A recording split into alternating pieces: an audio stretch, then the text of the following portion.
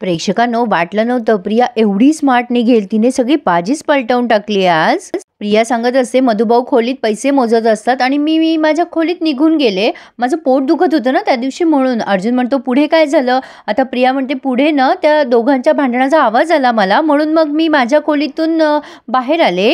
ती बोलताना खूप ततपप करत असते. तेव्हा अर्जुन म्हणतो, होल्ड मिस तन्वी, आपल्याला काही गोष्ट सांगायची नाहीये, करून दाखवा. त्यासाठी आपण कोर्टाची परमिशन घेतली आहे की नाही? तुम्ही जे काही मला सांगितलंय ना, सुरुवातीपासून स्टेप बाय स्टेप करून दाखवा. आता प्रिया सांगत होती एक्सप्लेन करून, बरं बरं मी सांगते. मी इथे उभी होते, विलास काका इथे होते आणि मधुभाऊ तिथे होते. आता अर्जुनने ते सगळं रिक्रिएट केलंय. दोन्ही कॉन्स्टेबलला तिथे तसं त्या पद्धतीने उभं राहायला सांगितलंय. हे सगळं शूट होतंय. आता अर्जुनने ते रिक्रिएट केलंय आणि तो म्हणतोय, हां बरोबर आहे ना आता हे सगळं. आणि आता तो स्वतः तिथे दारात जाऊन उभं राहतो आणि म्हणतो, मिस तन्वी. काय तन्वी, तुम्ही आता सांगत होतात ना मधुभाऊ खोलीमध्ये पैसे मोजत होते, मग तुम्ही या पोझिशनमध्ये उभं राहून कसं काय ओळखलं की मधुभाऊ आतमध्ये पैसे मोजताय म्हणून? नाही म्हणजे इथून तर काही दिसतच नाहीये ना. आता इकडे सायलीच्या सासूबाई तिला छान समजवत आहेत. प्रियाचे धाबे सध्या तरी दणाणलेले आहेत, पण प्रियाने सगळी ताकद लावली आहे खोटं बोलायची. इकडे अर्जुनच्या घरी कल्पनाताई सायलीची समजूत घालत असतात, सगळं नीट होईल. सायली म्हणत असते, हो आई, मला ह्यांच्यावर विश्वास आहे, हे खूप हुशार आहेत. आता ह्या कल्पनाताई म्हणतात, मला कळतंय ग बाळा, आपल्या वडिलांना त्रास झालेला कुठल्याच मुलीला सहन होणार नाही. आता ही सायली रडायला लागते आणि म्हणते, आई माझ्या वडिलांवर तर नको नको आरोप केले गेले आणि मी काहीच करू शकत नाहीये. मला कधी कधी खूप हतबल वाटतं माहितीये की तुरुंगात मधुभाऊ असले ना तरी कोंडले मी गेली आई, कारण मला माहितीये मधुभाऊ निर्दोष आहे. मी मात्र ते सिद्ध नाही करू शकते. मी देवाकडे फक्त त्यांच्यासाठी प्रार्थनाच करू शकते. कल्पनाताई म्हणतात, आपल्या तन्वीची बुद्धी या बाबतीत कुठे गेली ना तेच कळत नाहीये. ती अशी खोटी साक्ष का देतीये? म्हणजे असं तुझं म्हणणं होतं ना, पण तिने असं का केलं असेल ग सायली? सायली म्हणते, आई त्याचं उत्तर आम्हालाही नाही मिळालंय. आता कल्पनाताई म्हणतात की अगं तू नको काळजी करूस, खोट्याचं आयुष्य खूप कमी असतं, जे खरं आहे ना तेच बाहेर येतं. अर्जुन तन्वीला घाई करत असतो, पटकन सांगा मिस तन्वी, आपल्याकडे वेळ नाहीये. कसं दिसलं तुम्हाला तिथून मधुभाऊ पैसे मोजतायत? आता लगेच ही प्रिया बदलते आणि म्हणते, नाही सॉरी, मला तिथून नाही दिसलं, मी चुकून बोलले. अर्जुन म्हणतो, अशा चुका महागात पडतील तुम्हाला. लगेच म्हणते, परत नाही होणार अशी चूक. मग पुढे ती सांगते, माझ्या खोलीत मी चालली गेले आणि मग पुढे बघते तर काय, विलास काका आणि मधुभाऊ हॉलमध्ये भांडत होते. मला त्यांच्या भांडणाचा आवाज आला. आता अर्जुन म्हणतो, कुठे होतात तुम्ही? इथे होत्या का? तेव्हा ही सांगते, हो इथेच होते, मी या दाराच्या मागे लपले होते. अर्जुन म्हणतो, तुम्ही तिथे होत्या का? मग मधुभाऊंची पाठ होती इकडे का विलास काकांची पाठ होती? नाही, नेमकं ते कुठे उभे होते? आता प्रिया पुन्हा जरा विचार करून उत्तरं देते प्रत्येक गोष्टीची. मग मधुभाऊ तिथे होते, विलास भाऊ इथे होते. प्रिया इथपर्यंत सगळं विचार करून करून बोलत होती. आता अर्जुन म्हणतो, तुम्ही तुमच्या खोलीतून बाहेर आलात ना, तेव्हा मग मधुभाऊंची पाठ असेल ना तुमच्याकडे. तुम्ही म्हणतात की ते दात ओठ खात होते, मग तुम्हाला कसं काय दिसलं ते दात ओठ खाताय ते? आता चैतन्य मनात विचार करतो, अर्जुन चांगला पकडतोय प्रियाला. आता प्रिया घाबरते पण म्हणते, सॉरी मधुभाऊ ना पाठ करून उभे होते, नाही मला आठवलं आता. आणि अर्जुन आता म्हणतो, एक मिनिट थांब. आता कॉन्स्टेबलला जसं करायला सांगतोय अर्जुन. आता अर्जुन म्हणतो, हां तुम्ही म्हणताय तसं त्याप्रमाणे विलास काका इथे आणि मधुभाऊ इथे. प्रेक्षकांनो, खरं तर हे सांगणं खूप कठीण आहे. आता प्रिया पुन्हा म्हणते की मधुभाऊ दातोट खाऊन विलास काकाकडे धावले. आता अर्जुन म्हणतो, आता तर तुम्ही म्हणलात ना की पाठ होती तुमच्याकडे मधुभाऊंची, मग तुम्हाला कसं कळलं ते दातोट खातायत ते? प्लीज आता परत सांगू नका, चुकून बोलले. एकच कारण वारंवार नाही सांगता येत मिस तन्वी. आता ही फार आगाऊ दाखवली आहे प्रेक्षकांनो. ती काय करते, ती सांगते की तिथे वॉलपीस आहे ना, त्यात प्रतिबिंब दिसलं मला, त्यात मला दिसलं की मधुभाऊ दातोट खातायत. अर्जुन म्हणतो, कमाल आहे, तुम्ही घाबरलेले असताना ही वॉलपीस कडे बघत होतात? आता प्रिया म्हणते, नाही म्हणजे मी घाबरले होते म्हणून मी माझी नजर वळवली ना, म्हणून मला असं दिसलं तिथे आणि मग मी घाबरले आणि विलास काकांचा खून झाला. आता अर्जुन म्हणतो, मिस तन्वी किल्लेदार, तुम्ही जे क्लेम करताय ना तुम्हाला वॉलपीस मध्ये मधुभाऊ दिसले, ते वॉलपीस तिथे भिंतीवर नव्हतंच त्यावेळेला, ते मागच्या भिंतीवर होतं. जर तो वॉलपीस तिथे नव्हताच तर तुम्ही कुठे बघितलं मधुभाऊंचं रिफ्लेक्शन? नाही भलत्याच ठिकाणी बघितलं का?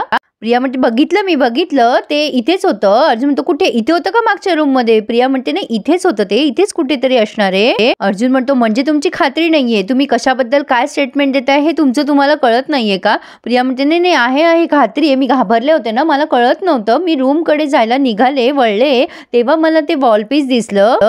प्रिया आता एवढं तत्तपप्प करायला लागली आहे, तिला काहीच कळत नसतं. आता अर्जुन म्हणतो, मिस तन्वी इथे खून होत होता आणि तुम्ही काय तुमच्या खोलीमध्ये डोक्याला बाम लावून बसणार होतात का? असं कसं सुचलं तुम्हाला? प्रिया म्हणते, नाही मी असं तिला काही सुचतच नाहीये काय बोलायचं. आता अर्जुन म्हणतो, हे बघा तन्वी किल्लेदार, तो मर्डरच्या वेळेला ना वॉलपीस तिथेच होता, त्याच भिंतीवर, मागच्या भिंतीवर नव्हता. अर्जुनने तिला मुद्दाम कन्फ्यूज केलंय. अर्जुन पुढे म्हणतो की मिस तन्वी किल्लेदार, तुम्हाला एक्झॅक्टली त्या दिवशी काय झालं हे काहीच आठवत नाहीये. बरं चला, तुम्हाला पुन्हा एक चान्स देतो. तुम्ही स्टेटमेंट दिलं होतं खून होताना तुम्ही टेबलामागे किंवा कपाटामागे लपला होतात. नेमकं कुठे लपला होतात आता सांगाल का? आता प्रिया म्हणते, ह्याच टेबलाच्या मागे मी लपली होते, कपाटाच्या मागे. तिलाही कन्फ्युजन झालंय. आता अर्जुनने एका कॉन्स्टेबलला त्या टेबलाच्या मागे जायला सांगितलंय, पण त्यांना काही जाता येत नाहीये. अर्जुन म्हणतोय, बघा इथे लपणं तर शक्यच नाहीये. प्रियाला आता चांगलंच टेन्शन आलंय. अर्जुन म्हणतोस, तो या अँगलने इथे लपताच येत नाही, इट्स इम्पॉसिबल. आता प्रिया म्हणते, नाही टेबल ना तेव्हा आडवं होतं म्हणून मला लपता आलं होतं, आता आडवं होतं ते. आता अर्जुन म्हणतो, ओके होल्ड ऑन, नक्की ना मिस तन्वी? नसेल आठवत तर आठवून सांगा, आरामात सांगा, मला काही गडबड नाहीये. हे बघा तुम्ही असेच उभं होतात की असं म्हणजे दुसरीकडे कुठे लपला होता?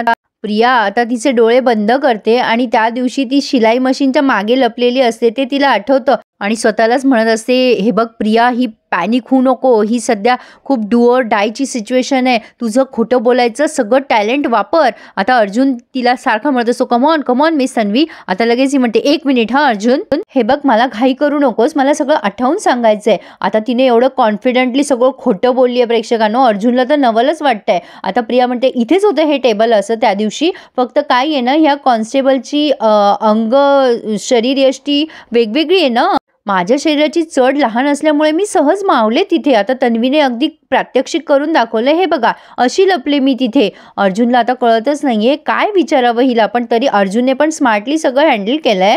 अर्जुन, मला त्या दिवशीचं सगळं आठवतं, मला तू वेड्यात काढू नकोस, शब्दात अडकवून खोटं सिद्ध करायचा प्रयत्न तर करूच नकोस. मी रविराज किल्लेदारांची मुलगी आहे, माझी बुद्धी सुद्धा त्यांच्या इतकीच धारदार आहे. मग अर्जुन तिला छान प्रत्युत्तर देतो, हो का? मग वॉलपेपर कुठल्या भिंतीवर होता हे आठवताना कुठे गेली होती तुमची धारदार बुद्धी? राकेश उगा मध्ये बोलतोय, अर्जुन तू तिला प्रेशराईज करू नको, तन्वी किती स्ट्रेसमध्ये, एक तर इथे आश्रमात आल्यावर तिला किती टेन्शन येतं, तुला काही माहिती आहे का? तू प्लीज जरा शांत राहा रे. अर्जुन म्हणतो, त्यांना कितीही स्ट्रेस आला ना तरी त्यांना सगळं सांगावंच लागणार आहे. आता प्रिया म्हणते, हो मी सांगतीये मी. आता मग प्रिया सांगते की मधुभाऊ तिथे उभे होते पाठ करून आणि विलास काका समोर उभे होते. मग विलास काकांनी एक खुर्ची घेतली आणि मी दाराच्या मागे लपून ते बघत होते आणि मग त्यांचं भांडण सुरू झालं आणि मग मी धावत त्या टेबलाच्या मागे लपले.